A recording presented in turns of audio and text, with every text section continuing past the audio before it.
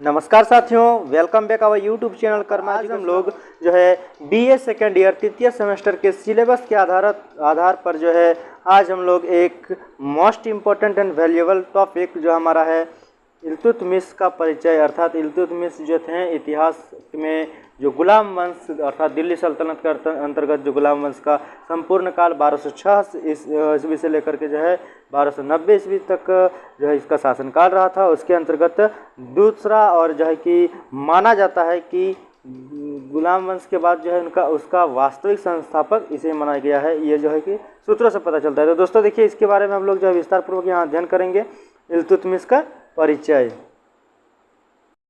देखिए दोस्तों, सबसे पहले जो है हम यहाँ देख सकते हैं कि इल्तुतमिश जो है वो दिल्ली सल्तनत का वास्तविक संस्थापक कहलाता है। अर्थात दोस्तों देखिए, हम सभी जानते हैं कि गुलाम वंश के जो संस्थापक मुख्य रूप से रहे हैं वो कुतुबुद्दीन ऐबक रहे हैं। उनका शासनकाल 1206 से लेकर 1210 ईस्वी तक था। लेकिन यहाँ पर देखिए जो इल्तुतमिश है इसे यहाँ पर कहा गया है कि ये वास्तविक संस्थापक के रूप में जाने माने जाते हैं। क्यों? क्योंकि इन्होंने जो है हो सकता है उनसे अच्छे कार्यों को किया। ठीक कुतुबुद्दीन ऐबक के बाद जो है कि इल्तुतमिश का जो शासनकाल रहा, तो दोस्तों वो जो है 1210 ईस्वी में, जैसा कि हम सभी जानते हैं, कुतुबुद्दीन ऐबक की मृत्यु होती है। और उसके बाद जो है 1210 से लेकर के 1236 ईस्वी तक जो है मुख्य रूप से इल्तुतमिश का शासनकाल रहता है। ठीक है दोस्तों, अर्थात 26 वर्ष तक। कितने वर्षों तक? 26 वर्ष तक। उसके बाद देखिए हम लोग और देख सकते हैं कि जो ये कुतुबुद्दीन ऐबक थे, यह जो है कुतुबुद्दीन ऐबक का दामाद था। ठीक है, अर्थात कुतुबुद्दीन ऐबक का दामाद कौन था? तो दोस्तों इल्तुतमिश कुतुबुद्दीन ऐबक का दामाद था। ठीक है, और जो है एवं गुलाम था, अर्थात ये जो है कुतुबुद्दीन ऐबक का गुलाम भी था मुख्य रूप से। उसके बाद देखिए अगली पॉइंट है कि दिल्ली सल्तनत, ठीक है, अर्थात दिल्ली का सुल्तान बनने से पहले इल्तुतमिश बदायूं का सूबेदार, अर्थात ये बदायूं एक जगह है, ठीक है, यूपी में, और उसके बाद इसका जो है ये सूबेदार रहा करता था। ठीक है, उसके बाद देखिए इल्तुतमिश का पूरा नाम शमसुद्दीन, ठीक है, शमउद्दीन, अर्थात जो है कि इसे हम शमसुद्दीन कह सकते हैं। और शमसुद्दीन इल्तुतमिश था। और इनके जो माता पिता हैं उनके बारे में हम देख सकते हैं कि इनका पूरा नाम क्या हो गया, तो शमसुद्दीन हो गया। उसके बाद इल्तुतमिश था इनका नाम। उसके बाद उसके माता पिता मध्य एशिया के इलबरी अर्थात इलबारी कबीले के तुर्क थे, अर्थात ये लोग भी तो तुर्क थे। और कुतुबुद्दीन ऐबक भी जैसे कि हम जानते हैं वो तुर्क था, और तुर्किस्तान से उन्होंने जो है कि अपनी आगमन भारत की ओर किया था। तो इलबारी कबीले के तुर्क रहा करते थे कौन? तो इल्तुतमिश के माता पिता। ठीक है, इसके बाद देखिए हम दूसरी पॉइंट देख सकते हैं कि इल्तुतमिश ने दिल्ली को अपनी राजधानी बनाया। क्या क्या दोस्तों? तो इल्तुतमिश ने दिल्ली को अपनी राजधानी बनाया। और इल्तुतमिश दिल्ली सल्तनत का जो है पहला शासक बना, अर्थात दोस्तों जो इल्तुतमिश है वो दिल्ली सल्तनत का पहला शासक बना। किस तरह करके? तो दिल्ली को अपनी राजधानी बनाकर। जिसने दिल्ली को अपनी राजधानी बनाया, तो देखिए दोस्तों बात वही है कि दिल्ली का ऐसा पहला शासक बना जिसने जो है कि दिल्ली सल्तनत का इल्तुतमिश एक पहला ऐसा शासक बना जिसने दिल्ली को जो है अपनी राजधानी बनाई। ओके गाइस, तो आप देखिए इसके बाद देखिए हम देख सकते हैं नेक्स्ट पॉइंट कि इल्तुतमिश ने 40 अमीर सरदारों का एक दल, जिसे हम जो है तिरकान ए चहलगानी क्या कह सकते हैं दोस्तों? तिरकान ए चहलगानी। इसको किसने बनाया था, इस संगठन या फिर इस दल को? तो इल्तुतमिश ने 40 अमीर सरदारों की मदद से बनाया था। तो गाइज अब हम देखिए हमारा नेक्स्ट जो हेडिंग है वो है क्या है एकता प्रणाली। अर्थात दोस्तों ये एकता प्रणाली क्या थी, हम इसके बारे में जानेंगे। तो देखिए ये हम देख सकते हैं कि इल्तुतमिश ने एकता प्रणाली का जो है प्रारंभ किया था। और इसमें क्या कि प्रारंभ की एकता का अर्थ है, देखिए अर्थात ये एकता है, इस एकता जो शब्द है इसका अर्थ क्या है, इस चीज़ को हम जानेंगे। तो धन के स्थान पर तनख्वाह के रूप में भूमि प्रदान करना। अर्थात दोस्तों जो है धन, अगर आपको जो है कि जब उस समय में ऐसा कार्य किया जाता था कि धन अर्थात पैसे के बदले में क्या किया जाता था कि तनख्वाह, अर्थात तनख्वाह के जो हम लोग जो है कि वेतन या पैसा हमें जो मिलता है कहीं से, तो वो तनख्वाह के रूप में क्या करता था कि भूमि प्रदान करना, अर्थात जो है भूमि को दान दिया जाता था या फिर भूमि को प्रदान किया जाता था। ठीक है। तो ये थी इक्ता प्रणाली, अर्थात पैसे के बदले में तनख्वाह के रूप में भूमि का दान करना, ये चीज़ हो गया। अब देखिए दूसरी हेडिंग है हमारे पास कि अब देख सकते हैं सिक्के, अर्थात जो सिक्के थे, सिक्के जो इल्तुतमिश ने चलवाए, अर्थात दोस्तों वह कौन कौन सा सिक्का था, ठीक है, किस तरह के सिक्के थी जिन्हें इल्तुतमिश ने अपने शासनकाल में जो है कि बेहतर ढंग से उसे चलाया और अपने प्रचलन में लाई थी।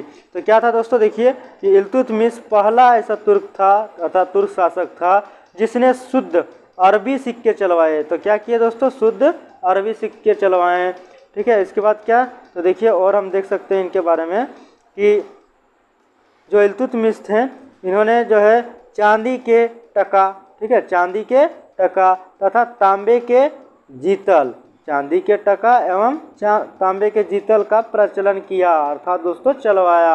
वह दिल्ली टकसाल, क्या दोस्तों, तो दिल्ली टकसाल की स्थापना कराई, क्या दोस्तों, दिल्ली टकसाल की स्थापना कराई थी।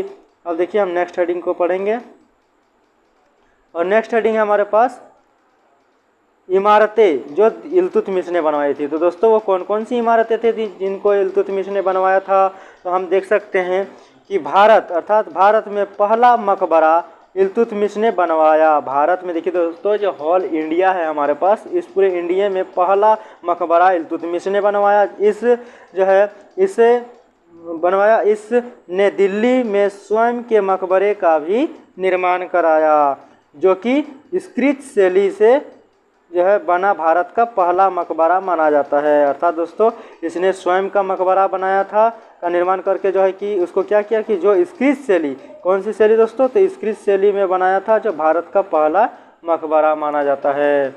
उसके बाद देखिए दोस्तों हम नेक्स्ट आपका हेडिंग पढ़ेंगे।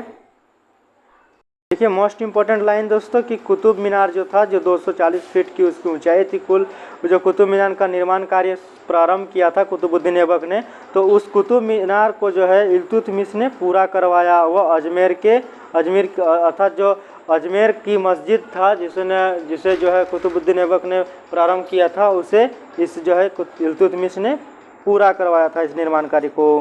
उसके बाद देखिए इल्तुतमिश को भारत में जो है गुंबद निर्माण का पिता कहा जाता है। अर्थात दोस्तों इल्तुतमिश जो था उसे भारत में गुंबद निर्माण का पिता कहा जाता है और उसने जो है सुल्तान नगरी, अर्थात सुल्तान नगरी का निर्माण करवाया था। उसके बाद देखिए नेक्स्ट हेडिंग है, नेक्स्ट पॉइंट है दोस्तों कि इल्तुतमिश ने बदायूं, अर्थात जहां वो शासन पहले करता था, में हौज एक खास, क्या दोस्तों, हौज एक खास अर्थात शमसी ईदगाह का निर्माण करवाया था। देखिए उसके बाद हम जो है मुख्य रूप से नेक्स्ट जो हेडिंग है हमारा इल्तुतमिश के द्वारा लड़े गए युद्ध, क्या दोस्तों, इल्तुतमिश के द्वारा लड़े गए युद्ध। तो इल्तुतमिश ने तुर्की राज्य को जो है मंगोल आक्रमण से बचाया, अर्थात तुर्की राज्य जो भी उस समय में थे उसको मंगोल आक्रमण, अर्थात मंगोलों के द्वारा आक्रमण जब किया गया तो उससे बचवाया, ठीक है, अर्थात उससे जो है कि उसकी रक्षा किया, ठीक है।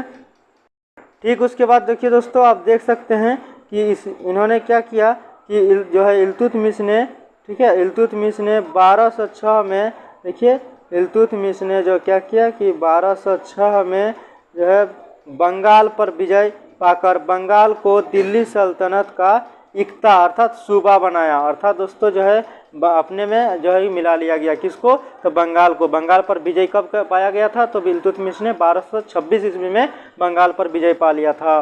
उसके बाद देखिए राजस्थान की बात आती है। राजस्थान में एक जो है कि क्षेत्र है रणथंभौर, तो जो है इल्तुतमिश ने 1226 अर्थात दोस्तों इसी समय में जो है 1226 ईस्वी में रणथंभौर को जीता। किसको जीता दोस्तों, तो रणथंभौर को जीता तथा जो है परमारो की राजधानी मंदोर पर जो है पर अधिकार कर लिया।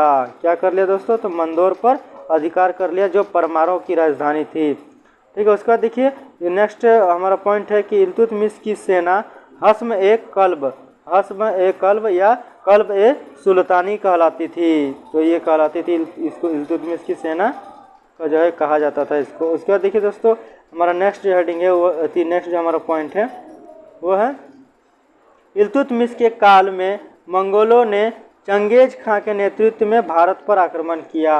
अर्थात जो मंगोल लोग थे वो चंगेज खां के नेतृत्व में आकर, मतलब चंगेज खां इनका जो है मुख्य था, अर्थात जो है कि इसका हिटलर था, अर्थात इसका इनका एक तरह से हम एक तरह से समझ सकते हैं कि उनका नेतृत्व में मतलब उनसे ऊपर पोस्ट में थे और उन्होंने जो है उनके नेतृत्व में आकर करके जो है मंगोलों ने इल्तुतमिश के काल में आक्रमण किया था भारत पर। ठीक है दोस्तों, उसके बाद देखिए हमारा नेक्स्ट हेडिंग क्या था, क्या है देखिए दोस्तों, इल्तुतमिश के दरबार में विभूषित करने वाले विद्वान। ठीक है, इल्तुतमिश के काल दरबार में जब विभूषित करने वाले विद्वान कौन कौन थे इसे हम देखेंगे दोस्तों।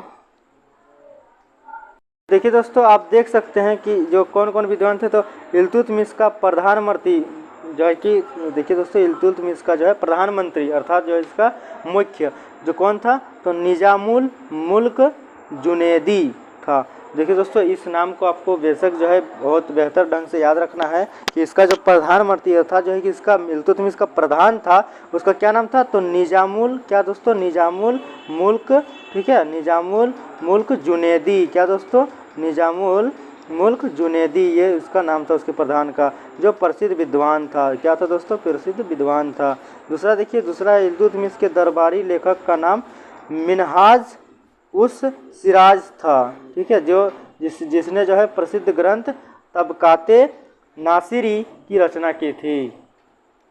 ओके दोस्तों, उसके बाद देखिए इल्तुतमिश की मृत्यु के बाद बारे में हम लोग देखेंगे। हमारा नेक्स्ट हेडिंग और लास्ट हेडिंग यही है दोस्तों हमारा, इसमें हम जो है कि इसकी मृत्यु के बारे में जानेंगे।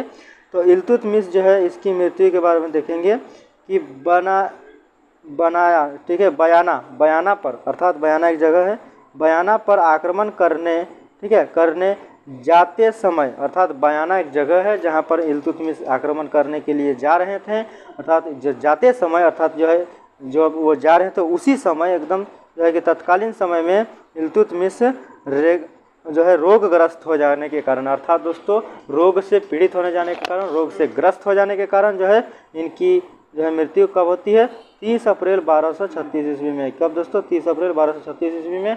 और यहीं से जो है 1236 से लेकर के 1240 ईस्वी तक इल्तुतमिश की पुत्री मुख्य जो है थी रजिया सुल्तान, प्रथम भारत की जो है कि महिला शासिका, उनका शासनकाल प्रारंभ होता है जो कि 1236 से 1240 तक ईस्वी तक चलता है। और देखिए यहीं पर जो है रोगग्रस्त हो जाने के कारण 30 अप्रैल 1236 ईस्वी की जो है ईस्वी में इनकी मृत्यु हो जाती है, अर्थात मृत्यु हो गई।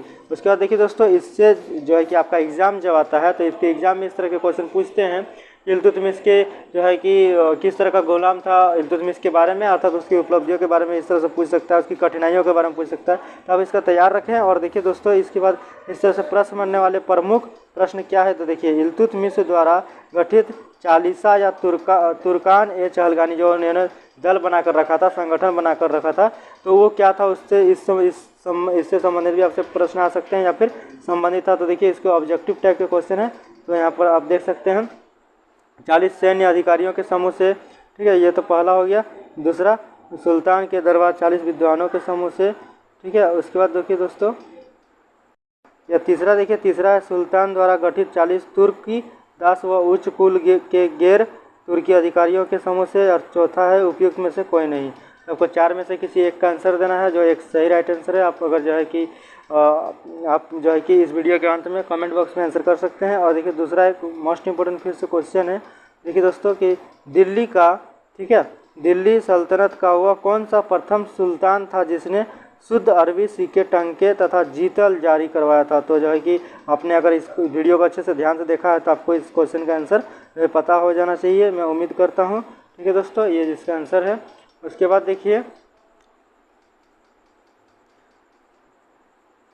वीडियो के लिए लास्ट और जो है कि अंतिम मुख्य प्रश्न आपके लिए कि देखिए किसके, अर्थात जो किसके सिक्कों पर बगदाद के खलीफा का नाम सर्वप्रथम अंकित हुआ।